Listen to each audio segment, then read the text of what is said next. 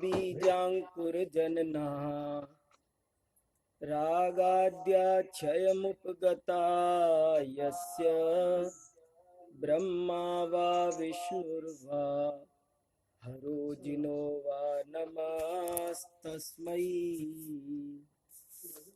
येन बिना लोकस्सवि व्यवहारो संवहारणे वहै तस्य भुवनेक गुरुणो नमो अणेगन्तवायस्य।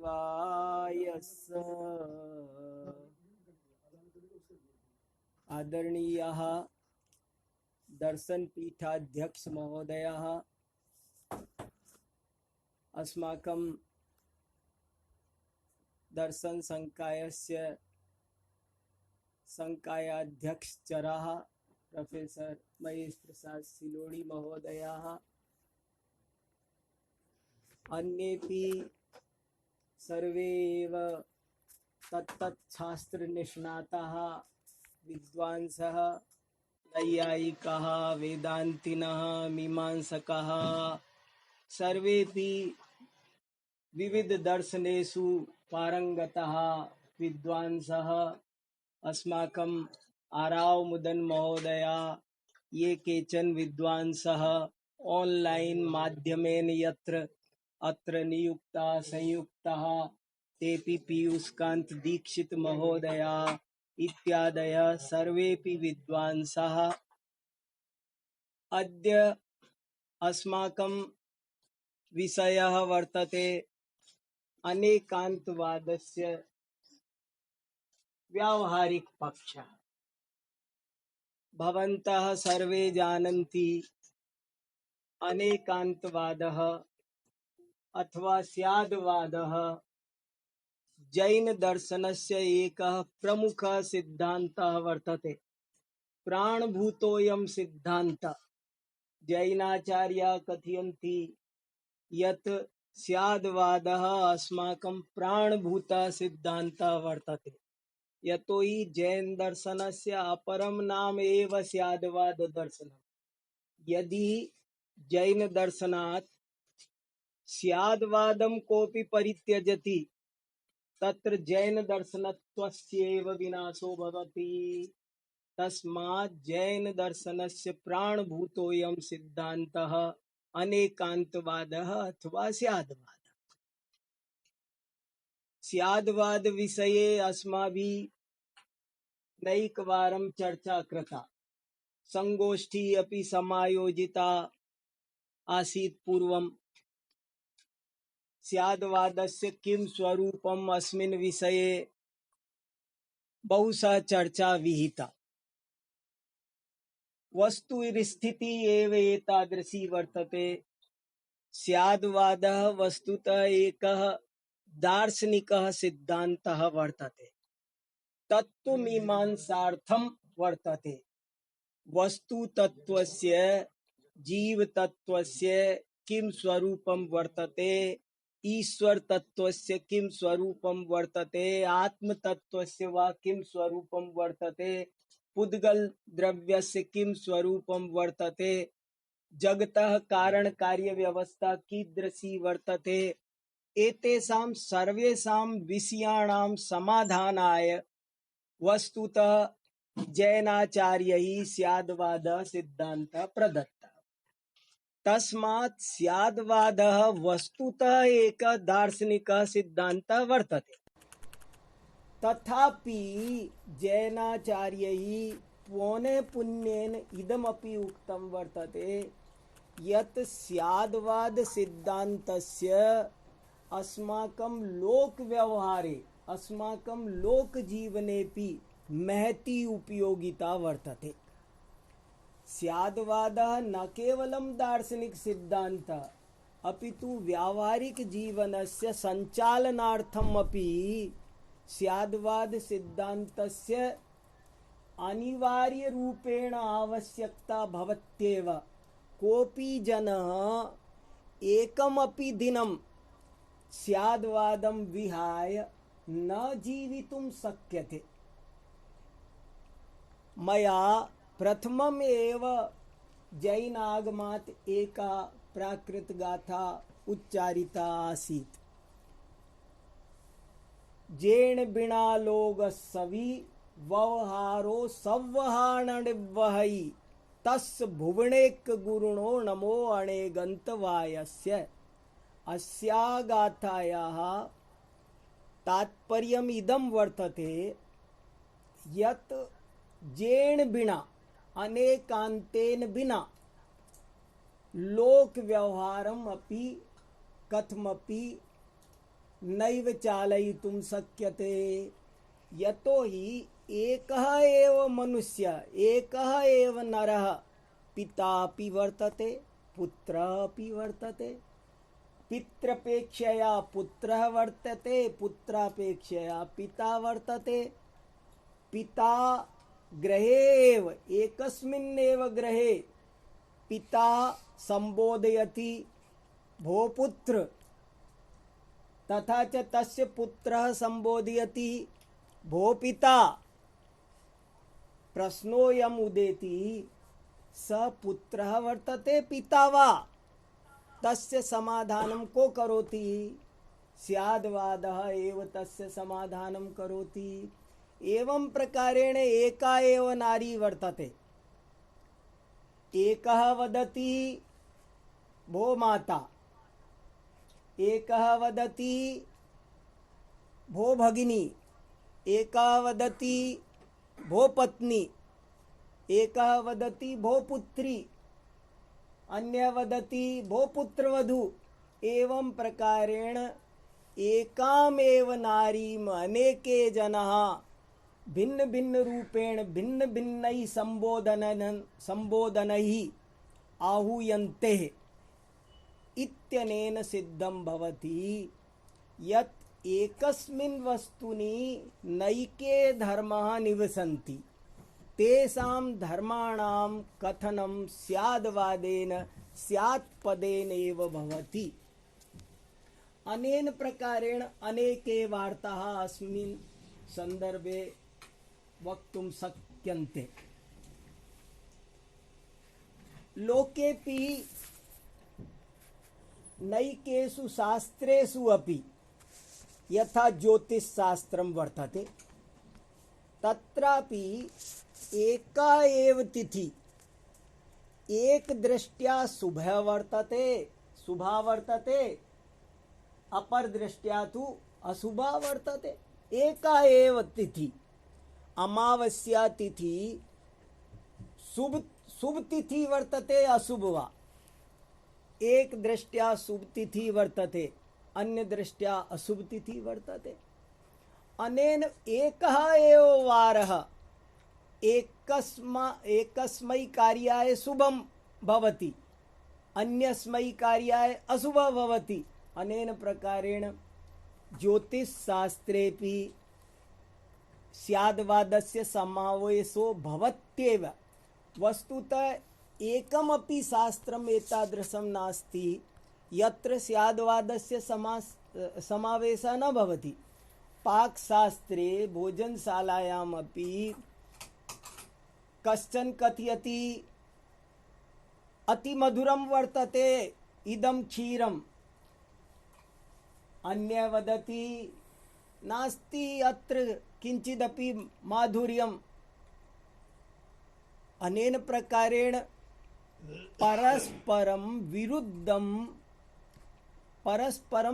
परस्पर विरुद्धान् धर्मान् एकमेव वस्तु धारयति एव। यद्यपि नैके जना प्राथमिकतया यदा स्याद्वादं शृण्वन्ति तदा ते चिन्तयन्ति किमिदं परस्पर विरुद्ध तत्वम् एकस्मिन् वस्तुनि कथं निवसितुं शक्यते। किन्तु यदि शान्त्या विचार्यते तर्हि एकस्मिन्नेव वस्तुनि भावः अपि वर्तते, अभावः अपि वर्तते, नित्यत्वम् अपि वर्तते, अनित्यत्वम् अपि वर्तते, भेदत्वम् अपि वर्तते, अभेदत्वम्। एकमेव वस्तु भेद रूपम् अपि भवति, एकमेव वस्तु अभेद रूपम् अपि भवति।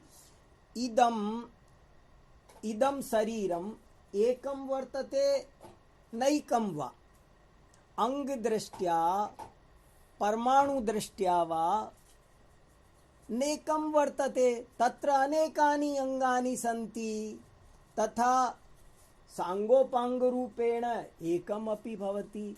अनेन प्रकारेण स्याद्वादस्य विविधेषु शास्त्रेषु अपि उपयोगिता भवत्येव। अनेन प्रकारेण अन्यत्रापि चिन्तनीयं, नास्ति तत्र काचित् बाधा।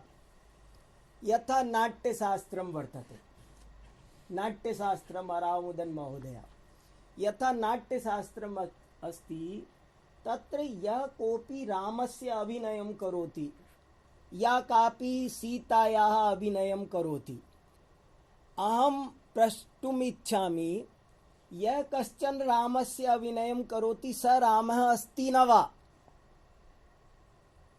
या काचन बालिका सीतायाः अभिनयं करोति सा सीता वर्तते न वा? यदि सा सर्वथा सीता वर्तते, तदापि तं नाटकं न प्रोक्तुं शक्यते। यदि सा सर्वथा सीता नास्ति, तदापि नाटक इति वक्तुं न शक्यते। नाटकं तदा एव नाटकं भवितुम् अर्हति यदा सा सीता भवति अपि न भवति अपि।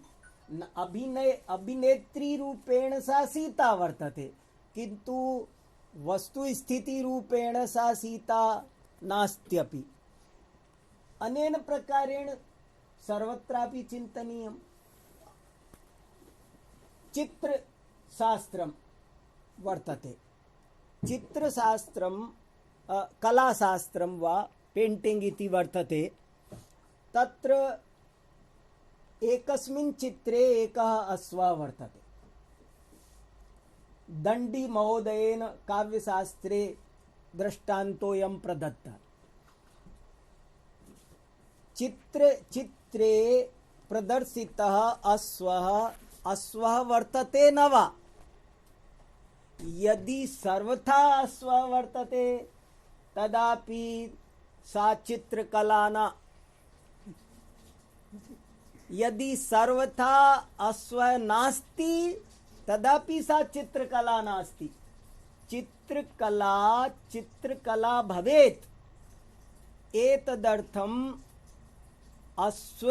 चित्रितम् अश्वं स्यात् अस्तित्वमपि सत्यं, स्यात् नास्तित्वमपि सत्यं। जैनाचार्या इदं तत्त्वं दार्शनिक भाषया एवं वदन्ति यत् कोऽपि अर्थक्रियाकारी न भवति। यदि अनेकान्तात्मकं वस्तु नास्ति, यदि वस्तु अनेकान्तात्मक नास्ति, तर्हि सा अर्थक्रियामपि कर्तुं नैव शक्यते। अनेन प्रकारेण अनेकाः गणितशास्त्रे एका एव संख्या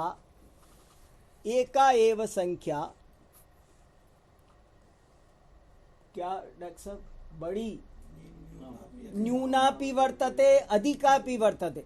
एका एव संख्या न्यूनापि वर्तते अधिकापि वर्तते। गणितशास्त्रे एका एव रेखा स्वल्पापि वर्तते दीर्घापि वर्तते।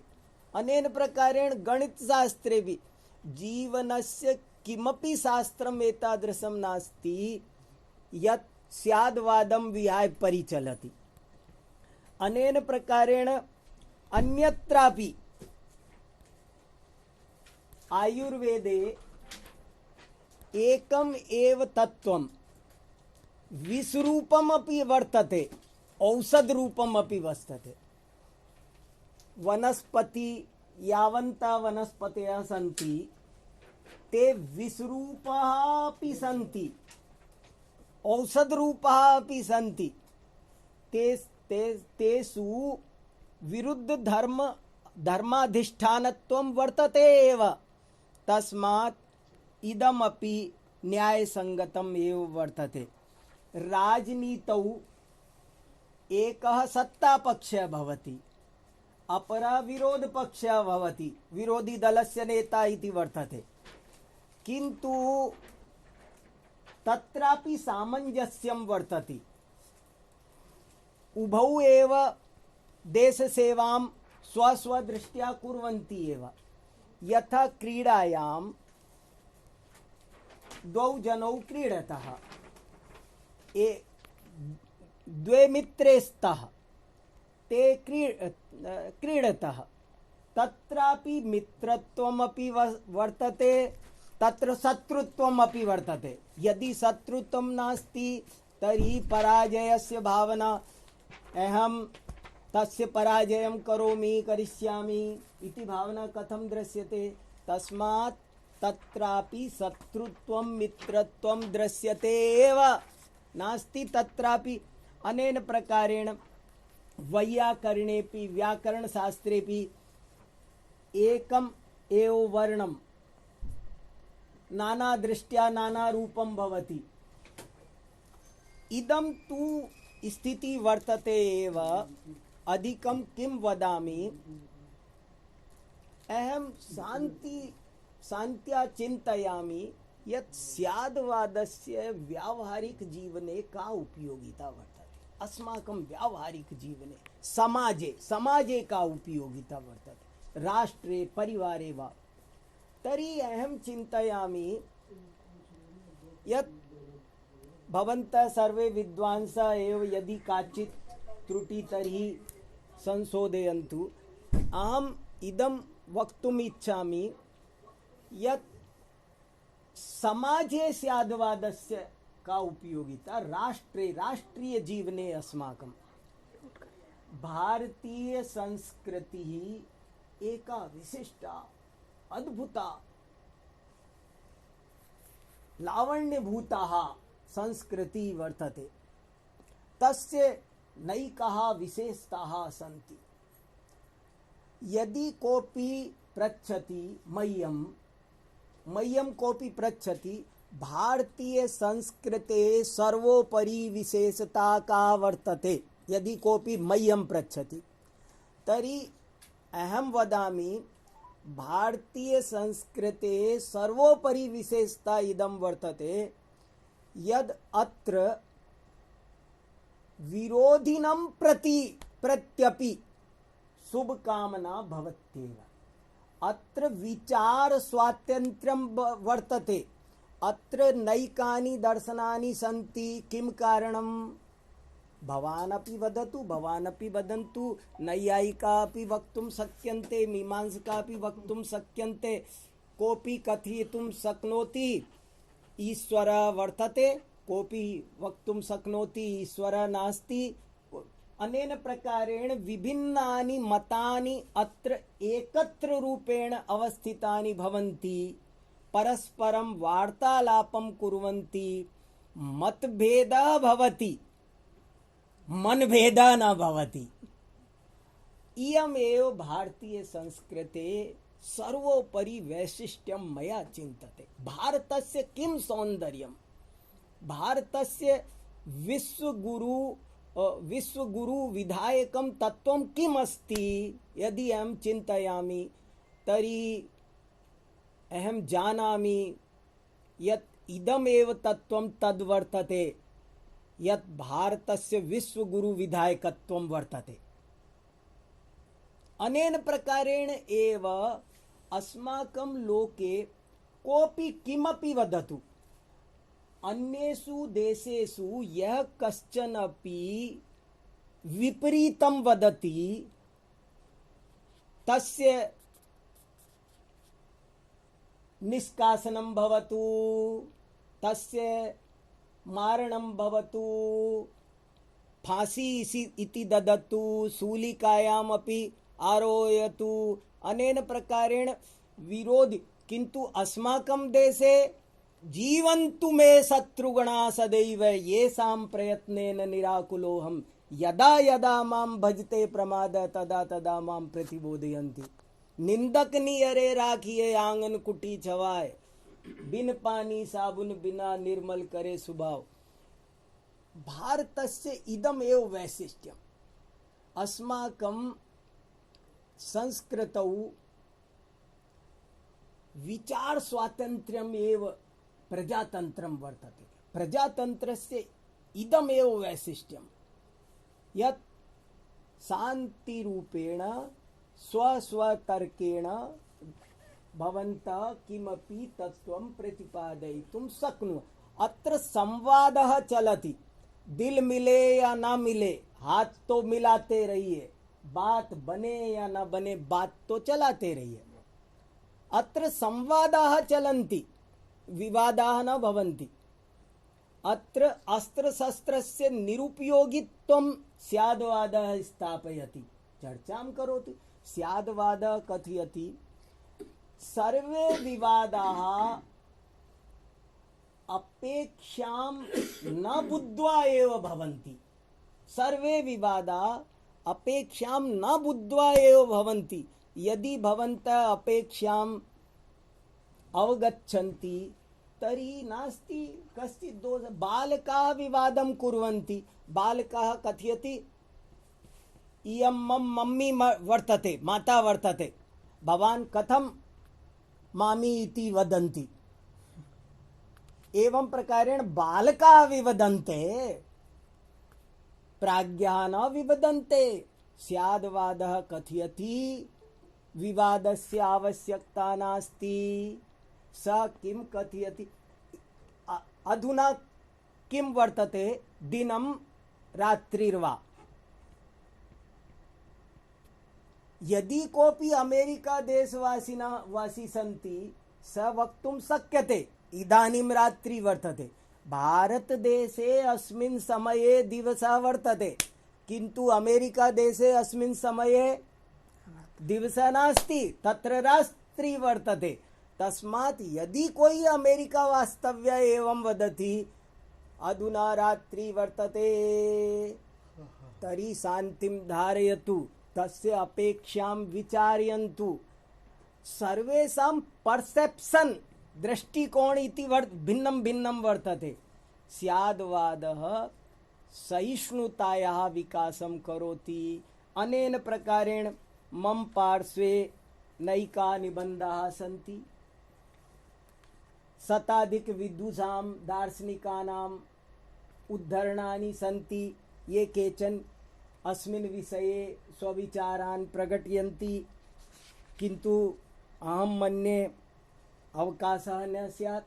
किन्तु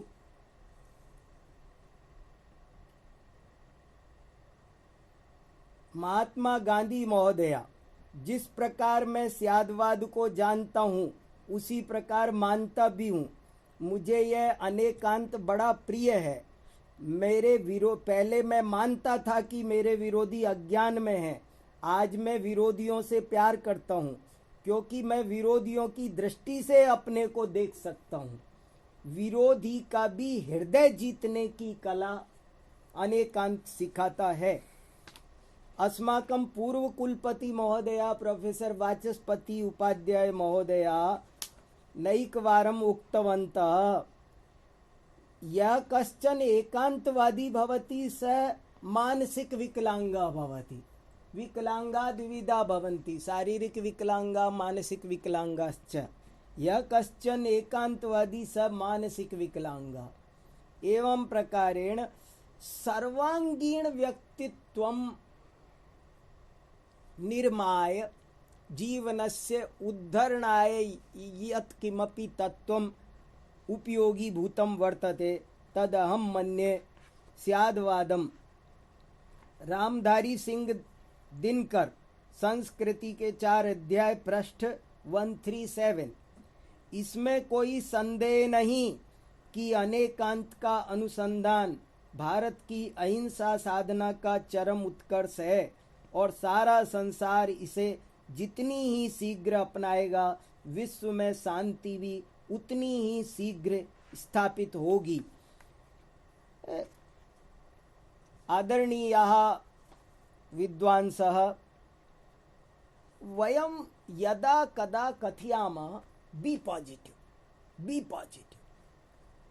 सकारात्मकाः भवन्तु न तु नकारात्मका प्रमुदिताः भवन्तु प्रमुदिताः कदापि कस्यापि दोषं न पश्यन्तु गुणान् एव पश्यन्तु गुणान् एव गृह्णन्तु विचारणीयं वर्तते एतादृशी विधि कथम् आयाति स्याद्वादं विना कथम् एतादृशी विधि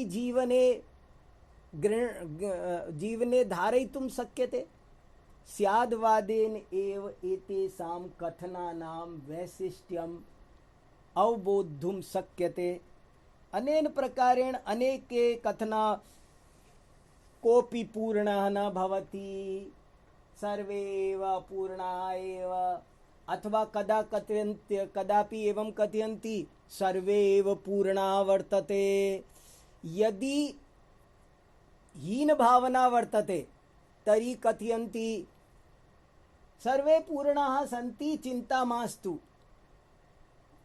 और यदि सुपीरियरिटी कॉम्प्लेक्स भवति तर्हि अहंकारः उचितः नास्ति कोऽपि पूर्णः नास्ति किमिदं भो स्याद्वादः एव वर्तते अनेन प्रकारेण अहं चिन्तयामि स्याद्वादः दार्शनिक दृष्ट्या तु महत्वपूर्ण सिद्धान्तः वर्तते एव किन्तु व्यावहारिक दृष्ट्यापि एकः उपयोगी सिद्धान्तः वर्तते अनेन अस्य माध्यमेन अस्माकं जीवनं समीचीनं सुन्दरं सर्वाङ्गं भवति इत्युक्त्वा अहं विरमामि धन्यवादः नमस्कारः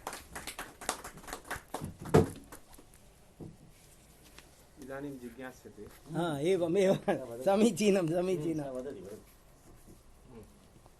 जिज्ञासाकालः किल चर्चा करणीया इदानीं स्याद्वादः इत्युच्यते स्याद्वादः निश्चयपरो वा स्यात् स्याद्वादः स्यां नास्ति स्याद्वादः स्यादस्ति स्याद्वादः एवं स्यादवक्तव्यं स्याद्वादः इति अस्ति वा समीचीनम् इत्यस्त्येव स्यात् आचार्य समन्तभद्र महोदया जैन दार्शनिका तार्किका संजाता तैः इदमेव प्रश्नम् उत्थाप्य स्वयमेव उत्तरं दत्तवन्तः ते अनेकान्तोऽप्यनेकान्तः प्रमाणान्वय साधन वयमपि अनेकान्तेऽपि अनेकान्तं स्वीकुर्मः अनेकान्तेऽपि कथनशैल्या कदाचित् एकः बालकः मम्मी इति यदि कोऽपि पुत्रः वर्तते स पिता एव संबोधनं कर्तुं शक्यते अयम् अस्ति एकान्तः किन्तु वस्तु स्थिति दृष्ट्या वस्तु अनेकान्तात्मकं वर्तते किन्तु ये केचन वदन्ति तस्य दर्शनं कुर्वन्ति पश्यन्ति ते एकैकं पक्षम् ओम खंडमंडलाकारं व्याप्तं येन चराचरं तत्पदं दर्शितं येन तस्मै श्री गुरुवे नमः अज्ञानतिमिरान्धस्य ज्ञानाञ्जनशलाकया चक्षुरुन्मीलितं येन तस्मै श्री गुरुवे नमः लक्ष्मीनाथ समारंभां नाथया मुनिमध्यमाम् अस्मदाचार्यपर्यन्तां वन्दे गुरुपरम्परां वन्दे गुरुपरम्परां वन्दे गुरुपरम्परां। आज के वक्ता अपने सुनो पूर्व संकाय अध्यक्ष प्रोफेसर वीर सागर जैन जी बहुत अच्छी प्रस्तुति की। स्याद्वाद या संशयवाद जो जिसको समझना है समझते रहिए। तुलसीदास जी ने लिखा है, तुलसी मीठे बचन ते सुख उपजत चहोर तजदे मंत्र है तजदे वचन कठोर। तो इसलिए इसे में आनंद है। ठीक है, तत्शास्त्र जो है अपने अपने सिद्धांत के लिए बहुत बढ़िया है और उसमें कहा भी है कि एक सद्विप्रा बहुधा भवन्ति, माने एक ही सत्य को भिन्न भिन्न रूप से लोग परिभाषित करते हैं। जैसे अभी हमने इसमें सांख्य योग के उस तत्वावधान में भिन्न भिन्न आचार्यों ने सांख्य योग को लेकर के अपने अपने सिद्धांतों का परिष्कार किया और बड़ा आनंद आया। तो ये जो हमारे भारतीय दार्शनिक लोग हैं, इसी में आनंद है। बाकी विदेशों में प्लूटो भी दार्शनिक थे, कई लोग दार्शनिक थे, पर उनका उतना प्रभाव नहीं बना। अपने जगह वो भी सत्य है, पर हमारे भारतीय दर्शन को कोई चैलेंज नहीं कर सका आज तक, क्योंकि हम लोग आत्मा को भी मानते हैं, धर्म को भी मानते हैं। धर्म क्या है? धर्मेण हन्यते व्याधि, धर्मेण हन्यते गृहा, धर्मेण हन्यते शत्रु, यतो धर्मस्ततो जय। चाहे किसी भी धर्म में रहे, किसी भी उसमें रहे, तो वो उसका एक सिद्धांत है अपना। तो इस प्रकार से मैं आपके इस वक्तव्य को और बहुत ही अच्छा किया, और सभी लोग विद्वानों ने इसमें अपने अपने सिद्धांत के अनुसार अपनी उपस्थिति भी रखी। जैसे सुदर्शन जी ने, अपने शर्मा जी ने, रामवर्धन जी ने आपके सिद्धांत की पुष्टि की, और इन लोगों ने भी पुष्टि की अपने अपने सिद्धांतों के हिसाब से आपका चर्चा की। अच्छा रहा।